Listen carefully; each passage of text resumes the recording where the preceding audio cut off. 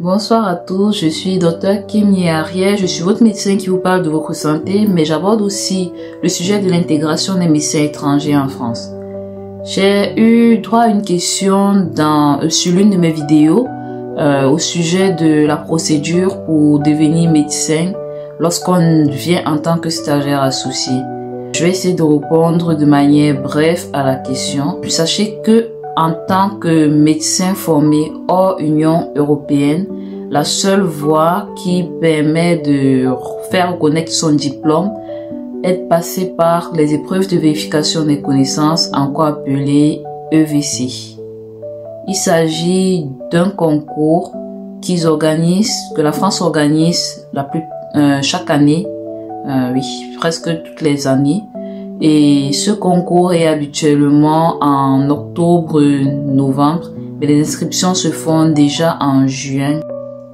Pour passer ce concours, vous n'avez pas forcément besoin d'être stagiaire associé. Vous pouvez vous inscrire en étant encore dans votre pays d'origine et venir composer le moment venu. Je conseille à ceux qui sont encore en Afrique et qui ont vraiment pour projet de s'installer en France de s'inscrire dès que le concours est lancé, même s'ils ne sont pas encore sur le territoire français, de se préparer et de voir dans quelle mesure venir compétir, même en étant encore au pays. Ça peut être une voie pour entrer en France. Pour pouvoir compétir, il faudrait déjà avoir un diplôme de médecin, le doctorat en médecine. Pas forcément le diplôme. Si vous avez votre attestation de diplôme, vous pouvez vous inscrire avec cela. C'est un concours assez difficile parce que c'est tout médecin formé hors Union européenne qui compétit. Il y a nos frères de l'Afrique du Nord qui sont très nombreux et surtout qui ont un système qui se rapproche beaucoup plus du système français que le nôtre. Ceux de l'Asie, c'est tous les pays en fait hors Union européenne qui compétissent, donc c'est sélectif. Mais il faut bien se préparer avant de venir tenter sa chance. Je crois qu'il y a normalement 3 ou 4 chances maximum par personne. Il s'agit essentiellement de 2 épreuves qui sont des épreuves écrites, dont l'une porte sur les connaissances fondamentales. C'est une épreuve que l'on compose en 2 heures de temps et vous pose des questions sur le domaine dans lequel vous avez décidé de compétir.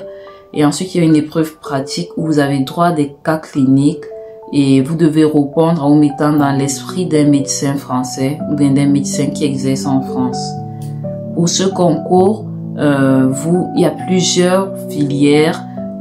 Donc, si vous êtes par exemple, je sais pas, gynécologue, c'est que vous ne pouvez compétir qu'en gynécologie avec votre diplôme de gynécologue ou dans une spé qui est en rapport avec votre diplôme de médecine générale. Si vous êtes médecin généraliste de base comme moi, sachez que vous pouvez compétir en 3 filières. Il y a la gériatrie qui est la filière qui s'occupe des pathologies des personnes âgées de plus de 75 ans. Il y a la médecine d'urgence qui est la spécialité qui s'occupe des urgences des personnes adultes surtout et hors urgence gynécologique bien sûr. Et il y a la médecine générale. Donc lors de l'inscription, vous devez automatiquement choisir l'aspect dans lequel vous souhaitez compétir. Après avoir réussi aux EVC, la prochaine étape c'est d'effectuer ce qu'on appelle un parcours de consolidation de ses connaissances, PCC, qui dure 2 ans. Au cours de ce parcours, vous devez travailler dans un hôpital français, atteindre des objectifs et à la fin de votre parcours, vous passez devant une commission médicale devant laquelle vous devez défendre votre dossier, montrer que vous avez atteint vos différents objectifs, montrer qu'au cours des 2 ans, vous avez eu à faire des formations complémentaires, à suivre des congrès. Bref, il y a plusieurs conditions que vous devez respecter afin que la commission valide votre dossier. Ce n'est qu'après avoir eu la validation de la commission que vous pourrez prétendre à avoir un numéro d'ordre français et puis vous êtes considéré comme un médecin praticien hospitalier contractuel.